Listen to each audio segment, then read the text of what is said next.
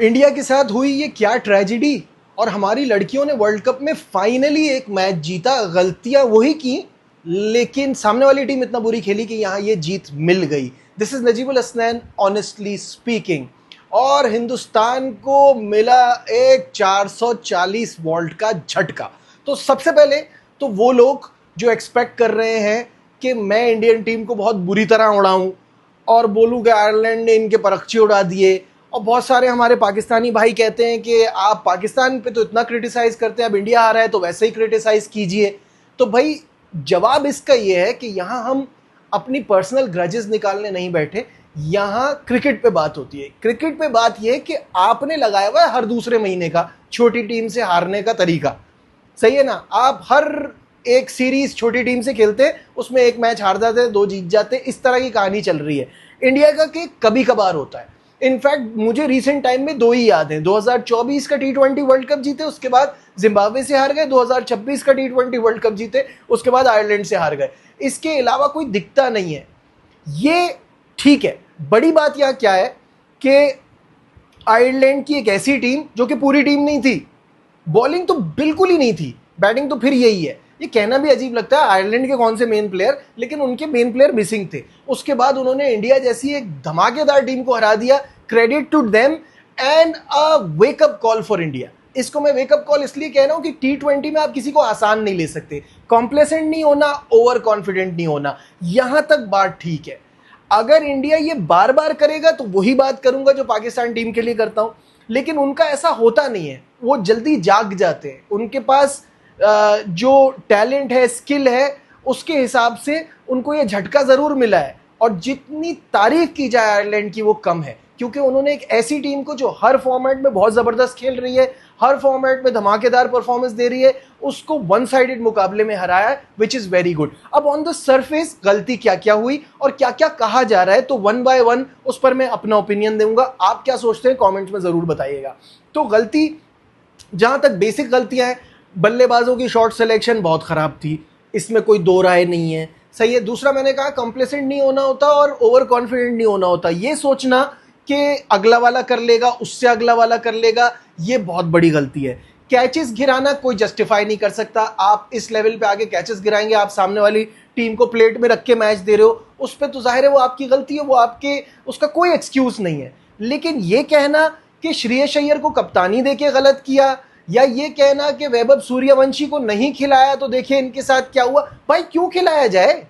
ये इंडिया की टीम है यार, यहाँ पे किसी का आना जाना कोई जस्टिफिकेशन होती है। वो बहुत अच्छा कर रहा है, वो फ्यूचर है इंडिया का, वो बहुत टैलेंटेड क्रिकेटर है। बट मुझे बताइए बाकी ओपनर्स की क्या गलती है? अभिषेक शर्मा, संजू सैमसन, ईशान किशन, इन सब का क्या कसूर है कि आप इनमें से किसी को बिठा के जगह दे दें? अगर कल के मैच में भी इंडिया ने ये किया तो मैं ये फील करूंगा कि वो हार उनके ऊपर हावी हो गई। इनको चाहिए दो अपना खिलाते रहे, उसको ड्रेसिंग रूम का माहौल देते रहे, बट ये हार की वजह से ना खिलाएं उसको, ये सोच के कि लोग क्या कहेंगे या रिएक्शन क्या आ रहा है। ये वहां नहीं होता, ये दुनिया की दूसरी टीमों में जरूर होता है, वहां नहीं होता। तो ये चीज हुई तो I will be very disappointed. दूसरी बात ये है, इससे अच्छा टाइम क्या है आपको फ्यूचर की प्लानिंग करने का? आपको 2028 की प्लानिंग करने के लिए आपको दिखा अय्यर में टैलेंट, आपने उसको वहां जगह दी, आपको लगा ये कप्तानी क्या केपेबल है, आपने जगह दी। Now don't panic. क्या सूर्य कुमार यादव को आपने अगर वक्त ना दिया होता तो वो आपको जिता के देता? क्या आप एक आध सीरीज में फैसला कर लेते? आपको लगता कि वो तो, और वो आउट ऑफ फॉर्म भी रहा, बहुत मैचेस में ऐसा था कि वो आउट ऑफ फॉर्म था, लेकिन आपने उसके साथ आप गए। आप श्रेयस अय्यर के साथ भी आपको जाना पड़ेगा, थोड़ा सा वक्त देना पड़ेगा। ये मैं लोगों को सुन रहा हूँ बेकार कप्तान है एशियन पिचेस का, ये कहां से आपने फैसला कर लिया? ठीक है, उसको शॉक ऑफ हिज लाइफ है कि आप आयरलैंड से हार गए, बट स्टिल कोई दुनिया इधर की उधर नहीं हो जाती। एक गेम है, इससे खड़े हो गए, खड़े हो जाएंगे दोबारा। देखिए, अगर आप ये सोच रहे हैं कि प्रसिद्ध कृष्णा ने रन दे दिए, मैच हाथ से निकल गया, या वॉशिंगटन सुंदर ने रन दे दिए, तो बेसिकली ये तो होंगे भी नहीं बड़ी टीमों के खिलाफ।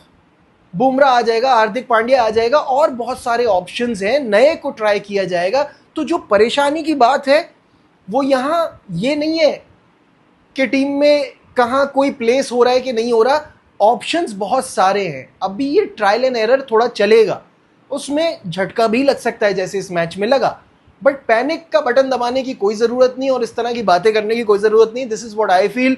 मुझे ऐसा लगता है this is the best time to do experiments and make changes. जो किया है उसमें कभी कभार ऐसे रिजल्ट्स भी आएंगे और तारीफ फिर दोबारा करनी पड़ेगी आयरलैंड की। ये उनकी क्रिकेट के लिए बहुत अच्छा है, ये इंटरनेशनल क्रिकेट के लिए बहुत अच्छा है। बाकी मुझे नहीं कोई डाउट कि इंडिया यहाँ से बड़े आराम से कमबैक कर लेगा और अपनी गलतियों से सीख जाएगा। इस मैच में हर्षित राणा ने, गौतम गंभीर के लड़के ने बड़ी ज़बरदस्त परफॉर्मेंस दिखाई है ओवरऑल। अब मैं कहीं कहीं ये भी सुन रहा हूँ कि अभिषेक शर्मा को चाहिए था वो फिनिश करते। ओ भाई, हर किसी का वो वाला स्टाइल नहीं होता, उसका आर या पार वाला स्टाइल है। वो आपको हमेशा अपनी उस तरह की परफॉर्मेंस से, मार धाड़ की परफॉर्मेंस से जिताएगा, वो ऐसे फंसे हुए मैचेस में नहीं करेगा। बाकी लोगों को सोचना है नीचे से आके कि उन्होंने अपनी जिम्मेदारी लेनी है और दूसरे पे नहीं छोड़ना। आप ये उस टाइप के प्लेयर से थोड़ी एक्सपेक्ट करेंगे कि वो आपको फंस जाए और अटक जाए और वो करके दे। तो overall this is what I feel, ये मेरी सोच है, मैं ऐसा समझता हूँ। आप क्या सोचते हैं कमेंट्स में ज़रूर बताइएगा। और मूविंग ऑन, अब बात कर लेते हैं पाकिस्तान की लड़कियों के हवाले से, जहां बहुत सारी मैं देख रहा हूँ क्रिटिसिज्म बहुत उल्टी बातों पे हो रही है कि भाई आलिया रियाज के ऊपर लेके बहुत चल रहा है कि वो 10-15 सालों से परफॉर्म नहीं कर रही है और टीम में है और ऐसे को मौका क्यों दिया। वो अपना सामान खुद पैक करके चली गई थी। Why are selectors not in the mix? कोई उन पे उंगली क्यों नहीं उठा रहा? उंगली उठा रहे हैं कि अली यूनुस वहां चलेगा या नहीं चलेगा, वो टीम के साथ। यार फैमिलीज तो टीम के साथ जाती हैं, तो उसमें मेंस क्रिकेट में बीवियां होती हैं, उनका तो मैं कभी जिक्र नहीं सुनता। विमेंस क्रिकेट में हस्बैंड साथ है नहीं है ये भी नहीं अभी किसी को कंफर्म, लेकिन उस पर डिबेट हो रही है। फालतू बातों पे, इररेलेवेंट टॉपिक्स पे हम बातें करते रहेंगे। हम ये बात नहीं करेंगे कि इसमें लड़कियों की गलती क्या है। एक T20 टूर्नामेंट होता है, एक वनडे टूर्नामेंट होता है हमारे यहाँ डोमेस्टिक में, उसके अलावा इनको कोई क्रिकेट नहीं मिलती। सिलेक्शन की बात मैं बार बार इसलिए कर रहा हूं कि जिम्बाब्वे की टीम आई थी तो आपने यंगस्टर्स को क्यों नहीं खिलाया? वहां सीरीज जीत के फ्लेक्स करना था, वहां दिखाना क्या था आपको?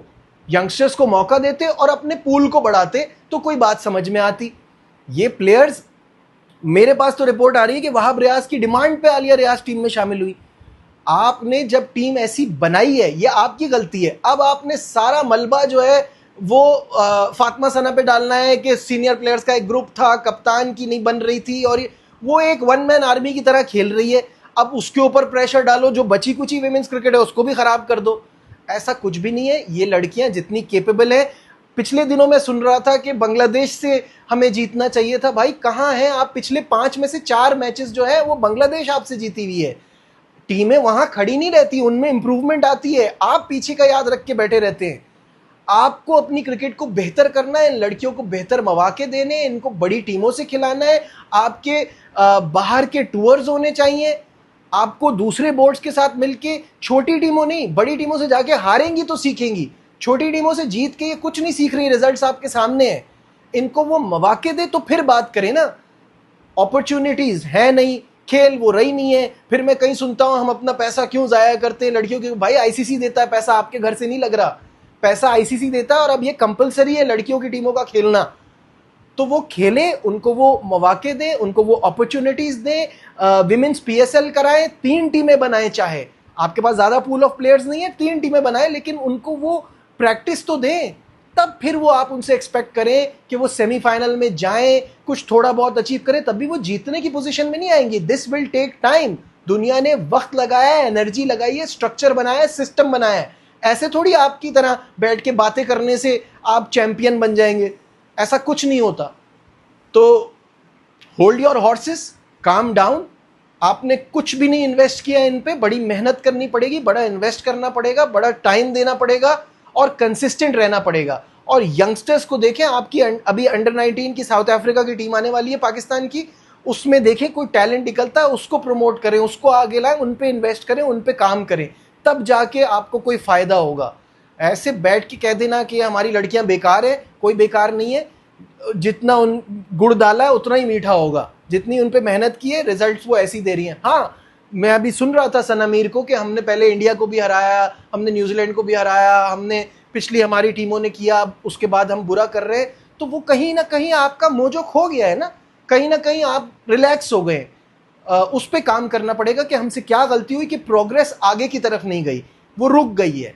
उसको देखना है, उसको आइडेंटिफाई करना है, तभी कुछ बेहतर नताइज मिलेंगे। आप क्या सोचते हैं? एज यूजुअल कमेंट्स में जरूर बताइएगा। लाइक शेयर सब्सक्राइब, देखते रहिए Najibul Hasnain honestly speaking. Bye.